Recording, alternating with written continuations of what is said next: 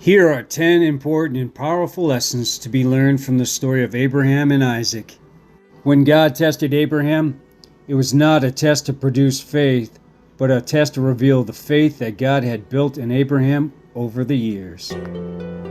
Secondly, we can see Abraham's immediate response to faith in that there's no sign of hesitation on his part to offer Isaac as a burnt offering. It is a case of amazing trust and obedience, and Abraham went right to the spot where God had told him. Thirdly, Abraham was full of faith when he spoke to the servants who were with him when he reached the mountain to sacrifice Isaac. He believed that both he and Isaac would return. "We will come back," he told them. Isaac had perfect obedience to Abraham. He did not resist or escape, even though he would be sacrificed.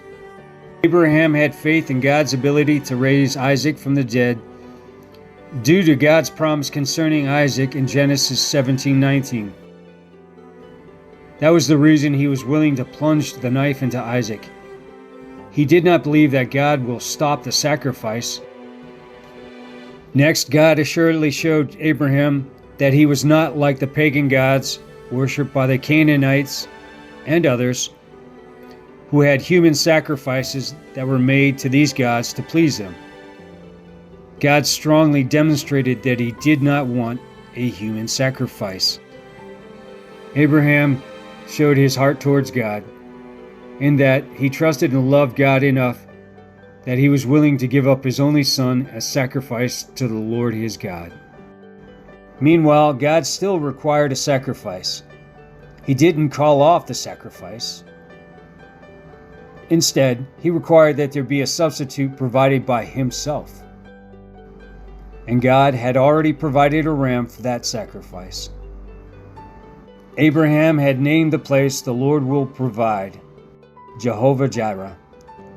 The naming of the place was significant.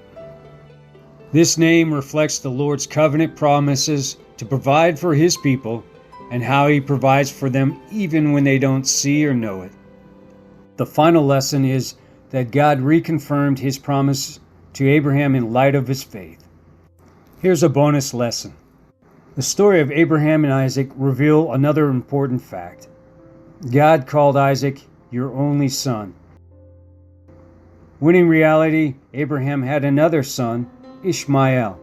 However, Ishmael was put away from the family of Abraham in Genesis 21, 8-14. And as far as God's covenant was concerned, Isaac was the only son of Abraham. The story of Abraham and Isaac is one of wholehearted faith and absolute obedience to God.